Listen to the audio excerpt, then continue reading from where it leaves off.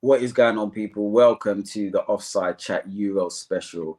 Obviously, you know what time it is. It's your boy Naber. I'm joined with Ed and Naeem, the Offside Chat team. We're just going to really be concentrating on this special with the Euros. It's coming to the quarterfinal part of the tournament. What a tournament it has been, or has it not? So I'm going to speak to the Offside Chat team and see their thoughts on it. But listen, look, boys, we just have to kick off, somewhere and get straight to it. We're going to be looking at England versus Switzerland, quarterfinal. Let's start with Naeem in regards to England. I'm not going to say what your thoughts on it. Let's try to break it down a little bit more. What I've noticed a lot is there seems to be the word criticism, which is being, flung about a lot.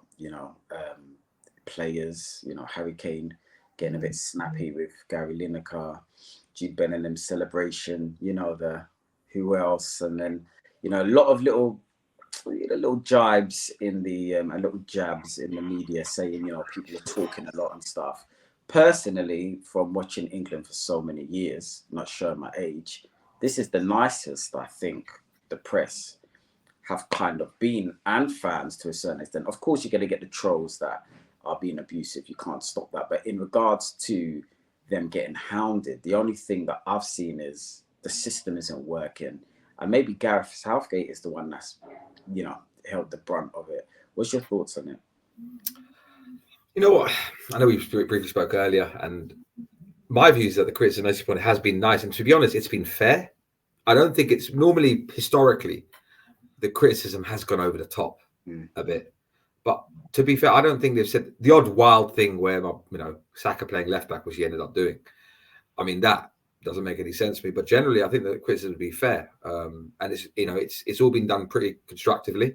I think they have been a bit, they've taken I'm quite surprised how much they've been affected by it to a point where they're coming out with it and talking about, everyone supporting them and the criticism, because at the end of the day, you're in the limelight. That's unfortunately, representing your country, and if you're not performing, which you aren't, I've got a lot to say about the England performance and the current setup, but I don't. I think I'm actually with the press here. I think they've been relatively fair and not. I mean, you look at mainland Europe, they're worse. Look at the Italian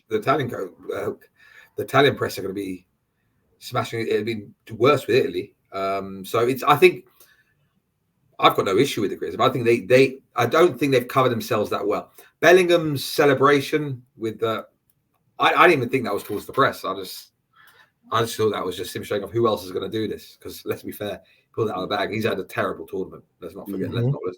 Let's be honest. Bar the first game, and obviously the overhead kick he's been.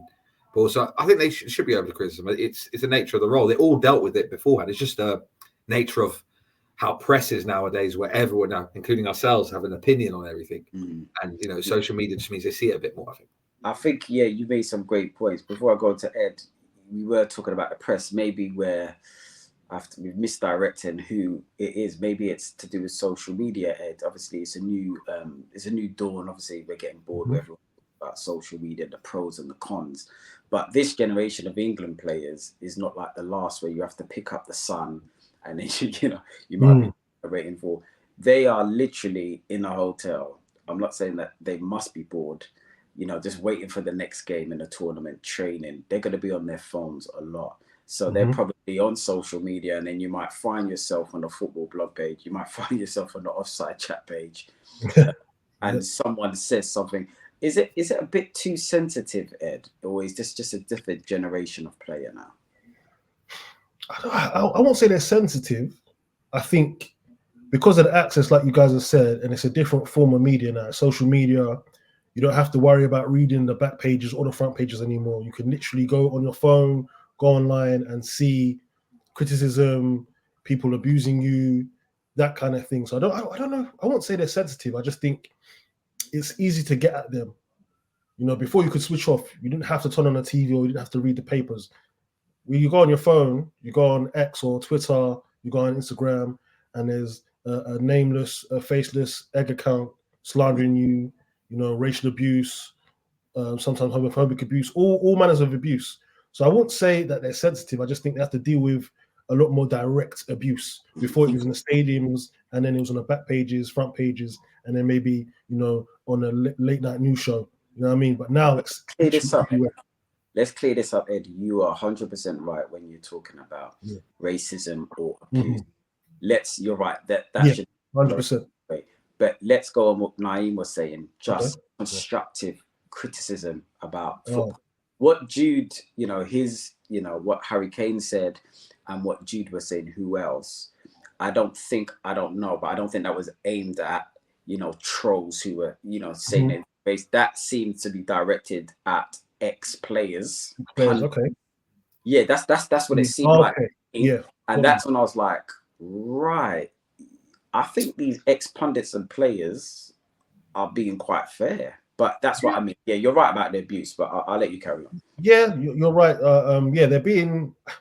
I don't see anything wrong with what the pundits and critics have said, but maybe they're trying to create a siege mentality. You know, like back in the day with Chelsea, 04, 05, 05, 06, how Jose created that siege mentality where it was us against them. So I think maybe they're trying to re-engineer that. I don't know, but I don't think any England player can have complaints about what has been said as it pertains to them playing. I don't think any of them, maybe bar Gahey, have covered themselves in glory. Declan Rice yesterday in the second half, he was really, really good. I mean, the other day, sorry, he was really, really good. But yeah, most of the players can have no complaints about how badly the tournament's gone. Now they've been lucky. They're in a quarterfinal against Switzerland, and we're going to talk about that later.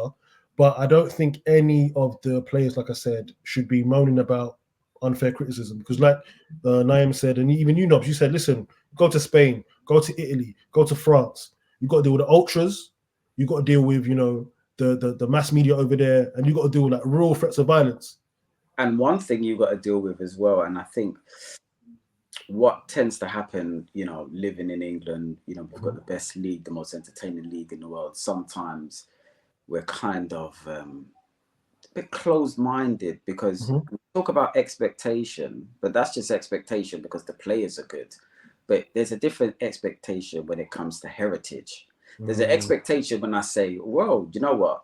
Ed's a fantastic football player. So is Naeem. They're really talented. Hopefully they should go into the tournament and do something. It's a difference when you've got a nation who have got 4, 5 international tournaments behind them. This isn't like, oh yeah, you guys are good and you should do good. This is literally like you're standing on the shoulder of giants here. So I know we get this thing, oh, England, they should be winning and stuff. But Germany will look at that and think, why should you win over us? Yeah, you might have better players, but our whole football federation has been picking up Euros and World Cup. Like we're in like, you know, 4s and 5s of that. So it's a great point. But I'll stay with you, Ed. So obviously we've looked at it. Maybe they're a bit sensitive. Maybe it's the siege mentality, which is fine. And I think it's a good thing. Look, I want the players to have personalities. Some players have to play on the edge. I like Jude, you know, the way that I don't think that celebration was anything too bad. I thought that just shows personality. He's just scored a bicycle kick. To save England, you know what I mean? Game as well. And he's 20, 21 years old. I mean, what do you expect? Like, I think he's actually very well behaved for that. Age group. So there's nothing wrong with that. But in regards to it not working, I know you've been quite critical with the way England have played. Nobody's covered themselves in glory. But this is a machine under Gareth Southgate that knows how to get out of groups and knows how to play tournament football up until a certain stage. You know, it was the final in the Euros. They've done the semi-final in the World Cup. Should you be expecting any more?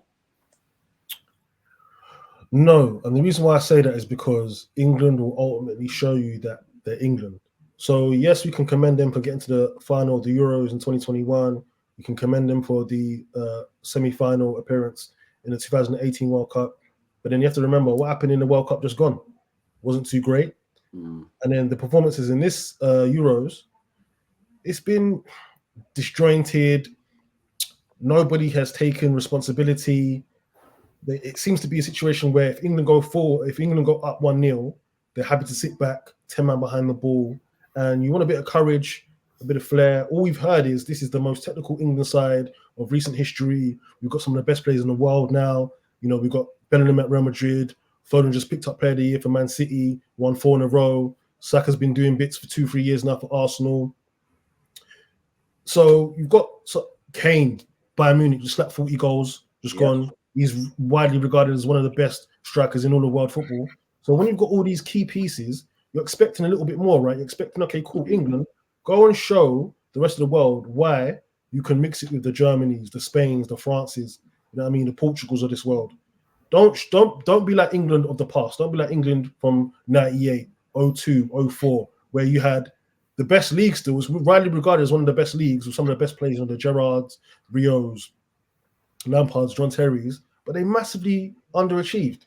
And I think back to what you said, the earlier question, I think the reason why some of the players have been a bit snappy is because they've gone farther and a lot deeper into competitions than your Nevilles and the previous golden generation.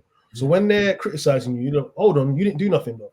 Like, I know we haven't won, but you never made a final. You never made a semi-final. Do you know what I mean? It was always quarters and bust. Do you know what I mean? So whilst you might hear it from you a little bit, like, you can't really talk because you don't know what it is to play in a semi-final of a major tournament. You don't even know what it is to play in the final of a major tournament for your country.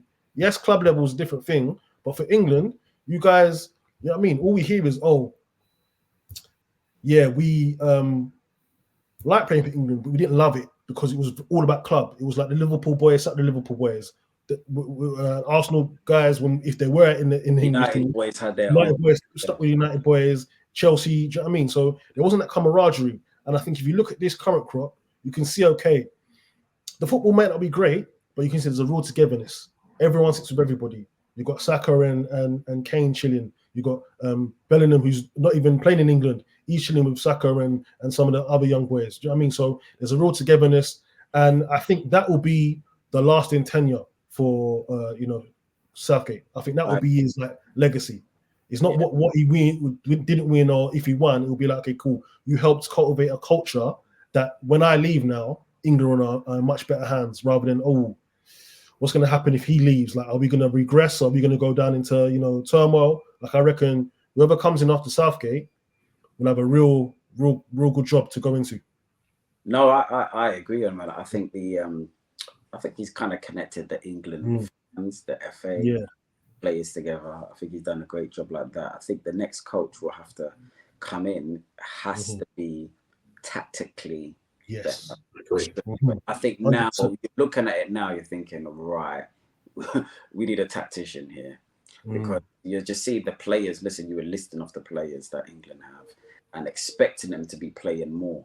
But sometimes in tournament football, we never know. But sometimes in tournament football, you're not going to remember how you played. You just remember who won it. If I told you who won Euro 88, you're going to say Netherlands. I said, did they play well? Usually I'll show you some goals. But did you watch them minutes? Were they actually good? Who won Euro 2004? The Greeks. That'd be great. But they had a threat. They actually had a threat up top. You could see they were going to score a goal. Okay, but did they just sat back, got that goal? But that's what I'm saying. Sometimes, look, at the end of the day, history will always look back and think, right, they played amazing, but they never won. So we will see what happens. Let's move on to the game, though, against Nye, we're going to come to you because obviously your talisman. Listen, we're Nobs, we're mad at you.